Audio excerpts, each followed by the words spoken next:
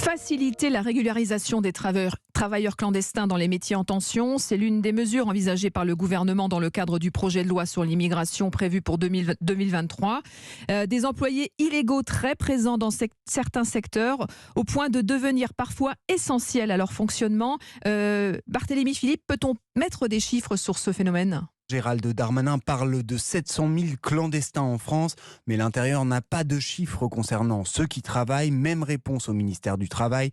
On devine quand même que les métiers sous tension en quête de main-d'œuvre peu qualifiée sont ceux qui recrutent le plus de clandestins. C'est ce que confirme l'ancien préfet Patrick Stefanini, spécialiste de l'immigration. C'est tout le secteur du nettoyage, l'aide à domicile, du bâtiment et l'hôtellerie-restauration. Et s'il y a un secteur où le travail clandestin est quasiment une tradition, c'est bien la livraison de repas. Selon Jérôme Pimaud, fondateur du collectif des livreurs autonomes de Paris, les plateformes sont incapables de se passer des clandestins. On est autour de 100 000 et sur ces 100 000 personnes, plus de la moitié des livreurs sont sans papier. Sans les travailleurs clandestins, ces plateformes n'auraient pas survécu. Et puis, selon une récente étude de l'INSEE, plus d'1 million d'immigrés réguliers ou clandestins travaillent en Ile-de-France. 61% des employés de maison ainsi que la moitié des cuisiniers et des agents de sécurité sont étrangers.